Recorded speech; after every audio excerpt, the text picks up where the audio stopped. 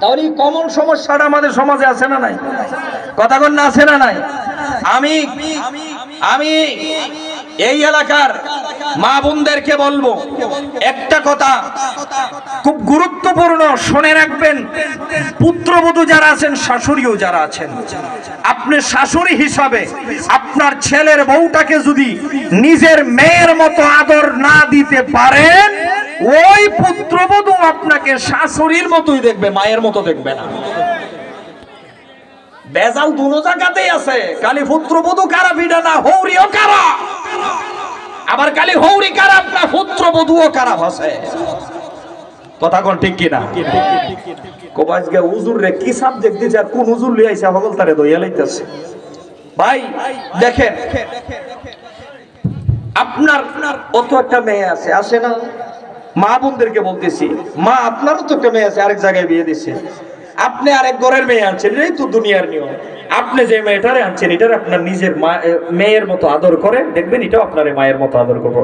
এটারে এমনি এমনি মানুষ মাত্র ভুল হয়, খালি টুকাটুকি করবেন আর কুড়া ঠাডা দিবেন, তাহলেই তো সমস্যা, তাহলে কি হয় সমস্যা।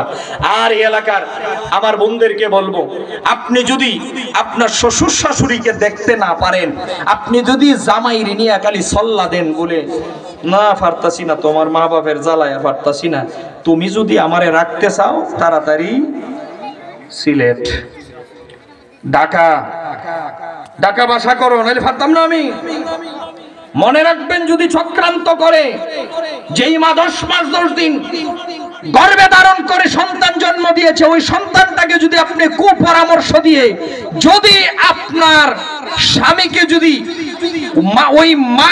ওই সন্তানকে যদি মা থেকে দূরে সরে নিয়ে যান, আপনারও সন্তান আছে, একদিন আপনাকেও সেদিন বাদ দিবে না, আপনার চাইতেও আপনার সন্তানকে দূরে নিয়ে যাবে আপনার পুত্রবধূ। কথা বলে ঠিক না? এটা দুনিয়াটা পাল্টার জায়গা।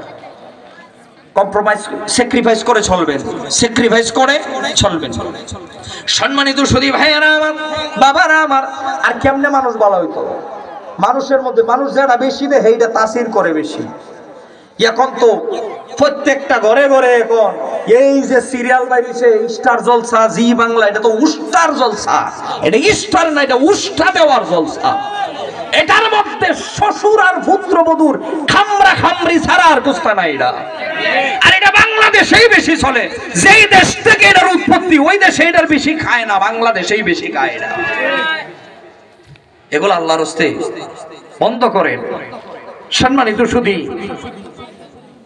সংসার যদি শান্তির সুখের হয়, আপনি নুন দিয়া ভাত খাইলে ওইটা মজা লাগে বাবা, ঠিক কিনা? হয় আদরের ভাত নুন দিয়াও মজা বাবা। সংসারে যদি অশান্তি থাকে, প্রতিদিন কুরমা পোলাও খাইলেও এটা বিষ মনে হইব। কি মনে হইব? বিষ মনে হইব। শান্তিটা আল্লাহর পক্ষ থেকে আসে।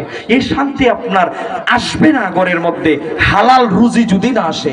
এই শান্তি আপনার ঘরে আসবে না যদি আপনার স্ত্রী, আপনার ছেলে মেয়ে, এদেরকে যদি ইসলামী জিন্দেগিতে আপনি যদি প্রতিষ্ঠিত না করেন, শান্তি আপনার ঘরে আসবে না।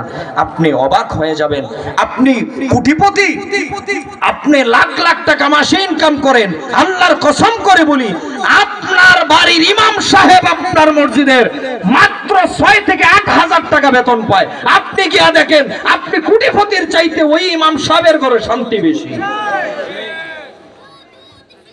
এটা হালালে বরকত, এটা সুন্নতি জিন্দেগি। ইমাম সাহেব ফহিরা ফহির নির্ভুষাট পরে দেখছেন নি করে? ইমাম সাহেব কি ইমাম সাহেবরে দিকে মুসল্লিরা কয়, ইমাম সাহেব মাথার টুপিটা তো বড় সুন্দর, কত? কয় 1000 টাকা। পাঞ্জাবিটা তো বড় সুন্দর, কয় জাপানি টরে। জাপানি টরে কয় সম্পূর্ণ জাপানি টরে। হ্যাঁ, কত কত? কয় মাত্র 4000 টাকা গেছে বানাইতে। পায়ের জুতাটা তো বড় সুন্দর, কয় এফএক্স এর জুতা 1650 টাকা। হুজুর বেতন পান কত? 6000। আপনার শরীরে ওই দিয়ে লাগাইল 6500। চলন কেমনে? চলি মানে আমার বউ কি তোর বাড়িতে পাঠাইছি কোনোদিন বিকাল লাগি? কয় না, আমার বউ কোনোদিন সেক্রেটারির কাছে বিচার দিছে যে আপনারা যে ইমাম সাহেব, আমার স্বামী আমার দায়িত্ব পালন করে না, কোনোদিন কইছে? কিন্তু কেমনে সালায় আমার আল্লাহ। হালালে বরকত আছে, হারাম দিকে যাবেন না, হারাম কাজে হারাম রুজি করবেন না। আল্লাহর রাস্তায় বলছি। আপনি কার জন্য? ওই ভাই, আপনি কার জন্য হারাম রুজি করবেন? আপনার সন্তান সন্ততির জন্যই তো আপনি বিল্ডিং বানাবেন, বড় বড় করে যাবেন, আপনি হারাম রুজি করবেন। এই আপনি যখন মারা যাবেন, গুনাহ তো আপনি কামাইয়া গেছেন, আপনার সন্তান মরণের পরে আপনারে কইবনি যে আমার আব্বাই তো আমার লাগিয়া করে গেছিল, বাপের লাগি সব আল্লাহর রাস্তায় দেই। ঠিক কেন আমরা এই পথে যাব? সন্তানকে